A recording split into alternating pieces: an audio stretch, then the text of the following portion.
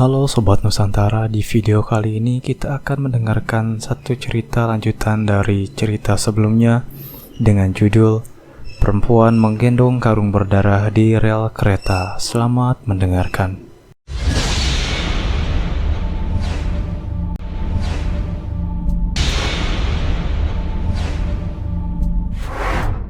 Siska duduk di beranda rumahnya saat matahari terbit perlahan, memandangi langit yang perlahan berubah jingga. Pikirannya masih berkecamuk. Bayangan perjanjian semalam menghantui benaknya, dan suara perempuan berjubah itu terus menggaung di telinganya. Namun ketika angin pagi berhembus dan membawa harum samar dari ladang teh di belakang rumah, Siska teringat Rina. Teringat syal merah yang basah darah, dan teriakan yang pernah ia dengar dari balik kabut. Teringat anak kecil yang hilang. Ia tahu ini bukan soal dirinya. Ini soal semua orang yang telah direnggut dan yang mungkin akan menjadi korban selanjutnya. Aku tidak akan jadi kelanjutanmu, bisik Siska pada dirinya sendiri. Dan aku juga tidak akan menyerahkan orang lain untuk diseret ke nerakamu.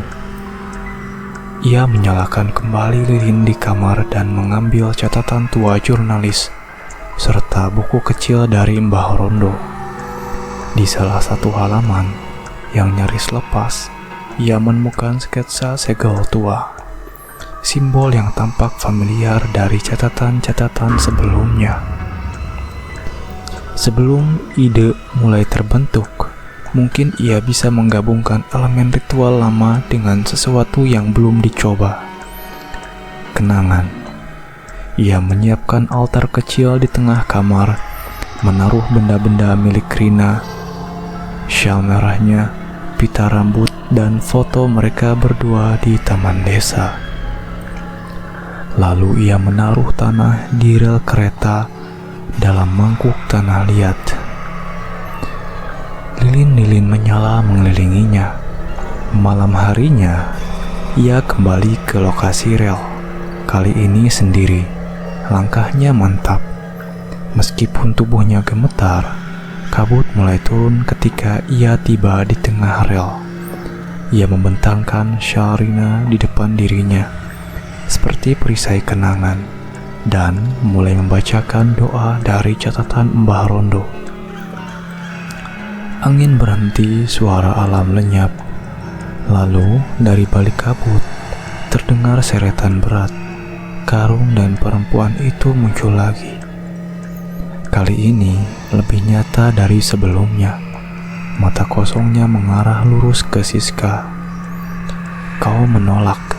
tanyanya. "Aku memilih melawan," jawab Siska teguh. Perempuan itu tertawa, renyah dan menyeramkan sekaligus. Namun, saat syal Rina berkibar, wajahnya berubah. Ia diam lalu melangkah mundur. Siska melangkah maju. "Kau tidak bisa menang kalau kami tak takut. Kutukanmu hidup dari cerita yang terus dijaga. Tapi aku akan ubah ceritanya. Aku akan tulis ulang akhir dongengmu." Tanah bergetar, kabut menggila. Perempuan itu menjerit, suara karungnya robek di udara. Namun Siska tak mundur. Dengan tangan bergetar, ia menorehkan simbol dari buku Mbah Rondo ke tanah dengan pisau kecil. Saat simbol lengkap, cahaya merah keluar dari tanah, membentuk lingkaran yang menelan perempuan itu perlahan. Jeritannya menjadi gema lalu lenyap. Hening, kabut sirna, hanya suara jangkrik yang tersisa. Siska terduduk, lelah. Tapi ia tahu pilihannya, walau berat, tapi benar. Langit malam di atas rel kereta dipenuhi bintang. Namun, tak satu pun yang tampak bersinar. Kabut turun lebih pekat dari biasanya. Membungkus desa dan rel dalam keheningan menakutkan. Di tengah rel yang sunyi, Siska berdiri sendiri. Di tangannya, segel yang dibuat berdasarkan petunjuk dari Mbah Rondo bergetar samar, memancarkan cahaya merah redup. Suara seretan karung terdengar lagi. Pelan namun pasti, kabut di ujung rel mulai terbelah. Dan dari sana muncul sosok perempuan itu. Matanya kosong, bajunya lusuh penuh darah yang mengering. Karung besar diseretnya, meninggalkan jejak merah di tanah basah. Masih ingin menjadi pahlawan? Bisiknya. Suaranya berat dan dalam, seperti keluar dari perut bumi. Siska menggenggam segel lebih erat. Aku bukan pahlawan, aku hanya menolak menjadi korban. Perempuan itu tertawa pendek. Jeritan-jeritan samar mulai terdengar dari sekeliling. Gema jiwa-jiwa yang pernah ditelannya. Tapi malam itu, mereka tidak hanya menangis. Ada yang mulai berbisik, menyemangati Siska seolah para korban akhirnya mendukungnya. Tiba-tiba tanah di sekitar Siska mulai retak. Angin berputar liar menciptakan pusaran debu. Segel di tangannya mulai bersinar lebih terang. Ia meletakkannya di tengah rel dan menancapkannya kuat-kuat ke tanah. Simbol-simbol dari catatan Mbah Rondo terbentuk di sekitarnya, membentuk lingkaran pelindung. Perempuan karung itu menjerit marah. Ia mengangkat tangannya dan dari kabut muncul bayangan-bayangan hitam menyerupai anak-anak yang terbungkus karung, mencoba menerobos lingkaran segel. Siska hampir goyah, tapi suara Rina tiba-tiba terdengar di telinganya. "Aku di sini, Sis. Kau tidak sendiri." Air mata Siska menetes. Ia berdiri tegak lalu mulai membacakan mantra terakhir yang diajarkan Mbah Rondo. Cahaya dari segel membesar, menelan bayangan-bayangan itu satu persatu. Perempuan karung mulai kehilangan wujudnya. Tubuhnya bergetar dan pecah menjadi serpihan-serpihan hitam. Ia menjerit, namun suara itu ditelan ledakan cahaya.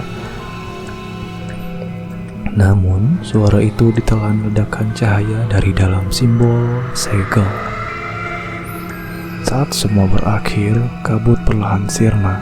Rel menjadi sunyi kembali, hanya diterangi cahaya bulan yang mulai menembus langit. Siska terduduk, napasnya berat, tubuhnya penuh luka dan debu. Tapi ia tahu satu hal, pertarungan ini masih belum selesai. Tapi malam itu, ia telah menang. Pagi menyingsing perlahan di atas desa. Udara dingin masih menggantung tipis di antara pepohonan, dan embun melekat di daun-daun bambu yang berdiri diam di sekitar rel.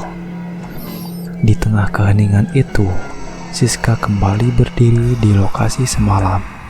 Rel kereta tempat ia bertarung melawan arwah perempuan karung. Tak ada lagi kabut, tak ada bisikan. Hanya karung itu yang tertinggal, teronggok di tengah rel. Karung goni besar itu tampak basah, berlumur noda kecoklatan. Tapi kali ini, tak ada tubuh di dalamnya. Siska mendekat perlahan, napasnya menahan ketegangan yang belum sepenuhnya hilang. Ia jongkok lalu menyentuh karung itu, kosong dan hampa. Namun, aroma samar darah masih tercium di udara. Sudah berakhir, gumamnya. Meski dalam hatinya ia tahu, jawaban itu tak sesederhana itu. Ia memutar tubuhnya memandang sekitar. Warga mulai muncul satu persatu dari balik rumah, menatap rel dengan rasa was-was dan penasaran. Mereka menyaksikan cahaya terang semalam, mendengar jeritan, tapi tak satu pun berani keluar. Kini mereka melihat Siska sebagai satu-satunya yang bisa menjawab. Padarto berjalan paling depan. Apa dia sudah pergi? Siska hanya mengangguk pelan. Untuk sekarang, iya. Mereka semua menatap karung kosong itu. Beberapa ibu menyilangkan tangan di dada, berdoa lirih. Anak-anak digendong lebih erat, seakan takut karung itu kembali terisi. Namun, bahkan saat cahaya matahari mulai menyinari Rel, satu hal tak bisa diabaikan. Darah di karung itu tidak mengering. Ia tetap lembab seolah menunggu. Dan meski hening menyelimuti desa, bagi Siska, ketenangan ini seperti embun yang mudah menguap. Ia tahu kejahatan yang dibungkam tidak selalu hilang. Kadang hanya tertidur, menanti untuk bangkit lagi. Rel kereta itu kini sunyi, tapi bayang-bayang yang pernah melintas di atasnya tetap menghuni tiap jengkal tanahnya. Musim telah berganti ketika Siska memutuskan untuk menulis kisahnya. Buku itu tak ia tujukan untuk ketenaran atau keuntungan. Ia hanya ingin ada yang tahu, agar tak ada yang mengulangi kesalahan yang sama. Judulnya sederhana, Perempuan Menggendong Karung di Rel Kereta. Ia menulis tiap bab dengan hati-hati, mengisi tiap halaman dengan pengalaman, ketakutan dan keberanian yang harus ia kumpulkan dari dasar jiwanya. Buku itu tersebar perlahan menjadi bahan perbincangan di komunitas kecil penggemar misteri dan kejadian supranatural. Sebagian orang membacanya sebagai cerita fiksi, sementara yang lain merasa nyeri di tulang belakangnya saat menyadari ini nyata. Siska kembali ke rel kereta itu beberapa bulan kemudian. Seorang diri, rumput liar mulai menutupi sebagian besi tua itu. Bambu-bambu yang dulu terasa mencekam, kini berdesir pelan tertiup angin. Kabut tidak turun hari itu. Langit cerah dan suara alam terdengar seperti biasa. Tapi Siska tahu, tempat ini tidak pernah benar-benar kembali normal. Ia berdiri tepat di tempat karung itu terakhir kali terlihat, mengheningkan cipta sejenak, menunduk. "Terima kasih, Rina," bisiknya. "Untuk keberanianmu aku tidak akan lupa." Angin bertiup pelan membawa aroma tanah basah. Lalu samar-samar, dari kejauhan terdengar suara gesekan seperti karung diseret perlahan di atas tanah berbatu. Siska memejamkan mata, jantungnya berdetak cepat, tapi ia tidak berlari. Ia tahu tidak semua hal bisa diakhiri. Ada yang hanya bisa dijaga agar tetap tertidur. Dan ia membuka mata. Rel kosong, tidak ada siapa-siapa. Namun legenda seperti luka yang tidak pernah sembuh hanya menunggu digaruk kembali, dan perempuan itu mungkin sedang mencari isi baru. Tamat.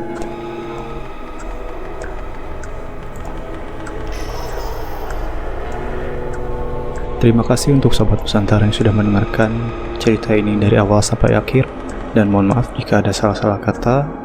Jangan lupa untuk terus support kita dengan subscribe, like, comment, and share. Dan nantikan cerita seru berikutnya.